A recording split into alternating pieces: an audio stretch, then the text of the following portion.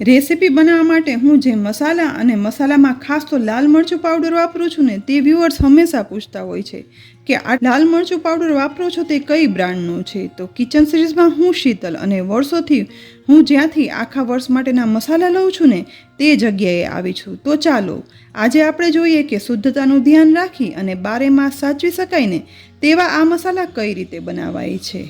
આજે હું ગોહેલ એક્સપ્રેસ મસાલા અને હોલસેલ કિરાણા સ્ટોર અમરેલીમાં આવી છું, જ્યાંથી હું 12 માસના મસાલા બનાવડાવું છું. અહીં આપણે 12 માસના મસાલા તો બનતા જોશું જ, સાથે અથાણા માટેના અલગ અલગ કુરિયા, આખા ગરમ મસાલા તથા બીજા 12 મહિના ભરવા લાયક અનાજ કઠોળ પણ છે, તે અહીં જોઈ શકાય છે.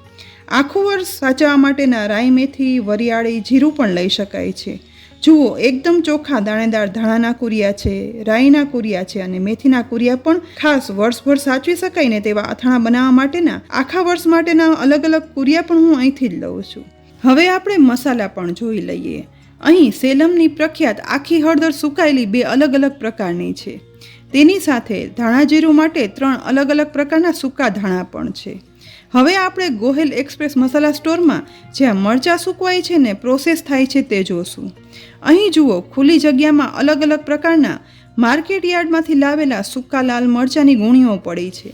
સાથે સાથે સૂકવા રાખેલ અલગ અલગ પ્રકારના સૂકા લાલ મરચાં છે, જેના ડીટિયા કાઢી અને સૂકવવા રાખેલા છે. લાલ મરચાંમાંથી લાલ મરચું પાવડર બનાવવાની આ પહેલી પ્રોસેસ છે. અહીં અલગ અલગ પ્રકારના લાલ મરચાં છે. પહેલાં સૂકવેલા લાલ મરચાં ઘોલળ છે, જે મરચાંમાંથી તીખાશ નથી હોતી અને તેમાંથી ફક્ત લાલ મરચું પાવડર એકદમ લાલ કલર આવે છે. તેની બાજુમાં છે તે રેશમપટ્ટો લાલ મરચાં છે, જે મરચાંથી કલર સાથે તીખાશ પણ આવે છે. તેની સાથે એકદમ લાલ ચટક કાશ્મીરી લાલ મરચાં પણ સૂકવેલા છે. સાથે આ છે એકદમ તીખી લાલ મરચી, જેમાંથી એકદમ તીખું લાલ મરચું પાવડર બને છે. તડકામાં એકદમ કડક થઈને તેવા લાલ મરચાં અહીં સૂકવવામાં આવે છે. આ બધા સૂકા લાલ મરચાંમાંથી તમે તમારી પસંદગી પ્રમાણે વધારે કે ઓછી તીખાશવાળું લાલ મરચું પસંદ કરી અને ખરીદી શકો છો. હવે સુકાતા લાલ મરચાંને આ રીતે હાથ વડે સૂકા મરચાંમાંથી ડીટિયા અલગ કરાય છે. આ કામ ખૂબ મહેનતવાળું છે, પણ અહીં જુઓ, સૂકા મરચાંમાંથી ડીટિયા અલગ કરવાની સ્પીડ પણ કેટલી વધારે છે.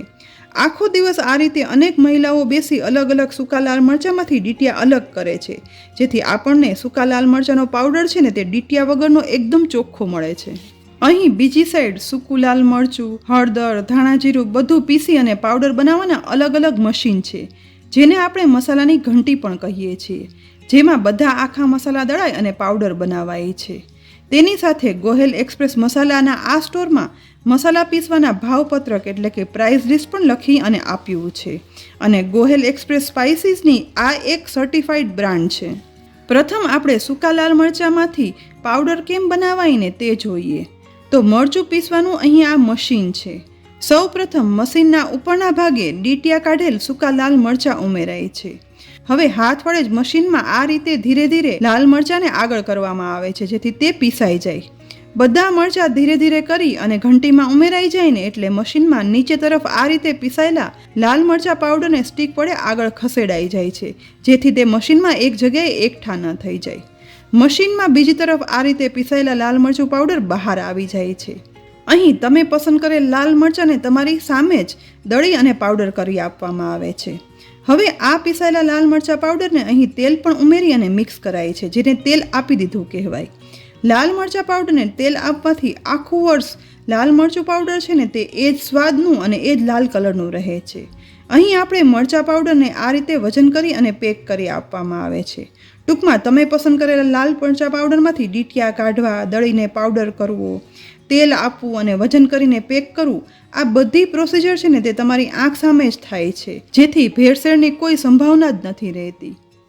અહીં આ રીતે વધારે પીસાયેલ લાલ મરચું પાવડરને આ રીતે પ્લાસ્ટિકની બેગમાં ભરી અને સાચવવામાં આવે છે. અહીં બીજી સાઈડ સૂકા ધાણા અને જીરુંને મિક્સ કરી દળવા માટે મશીનમાં ઉમેરાય છે. ઉપરથી ધાણા અને જીરું ઉમેરતા મશીનમાંથી નીચે તરફ પાવડર બની અને તુરંત તૈયાર થઈ જાય છે. આ જ રીતે અહીં હળદર પણ મશીનમાં આખી ઉમેર્યા પછી મશીનમાં દળવા માટે આગળ વધારવામાં આવે છે.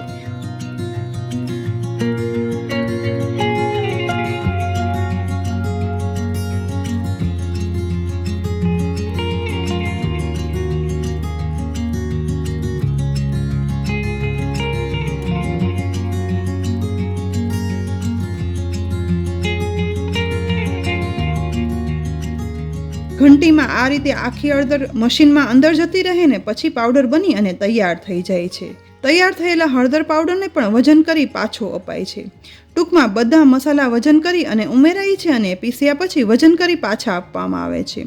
તો આ રીતે મસાલાની સિઝન દરમિયાન મસાલા સૂતા સાથે અહીં બનાવવામાં આવે છે અને બહાર ગામ ભારતના ગમે તે ખૂણે ઓર્ડર પ્રમાણે પહોંચાડાય છે. અને તે માટે જ મેં ગોહેલ એક્સપ્રેસ મસાલા અને કિરાણા સ્ટોરના માલિક સતીશભાઈ ગોહેલ સાથે વાત કરી. ઘર ઉપયોગી કરિયાણાની બધી વસ્તુ હોલસેલ પ્રાઇઝમાં આપવા સાથે મસાલાની સિઝનમાં આર્ટિફિશિયલ કલર કે ફ્લેવરના ઉપયોગ વગર કે કોઈ પણ પ્રકારની ભેળસેળ વગરના મસાલા તમારી પસંદગી પ્રમાણે તમારી સામે જ બનાવી અને આપવામાં આવે છે. સાથે તેમનું કહેવું એવું પણ છે કે જો આ મસાલા તમારે તમારી જાતે પીસવા હોય ને તો તે પણ અહીં કરી શકો છો.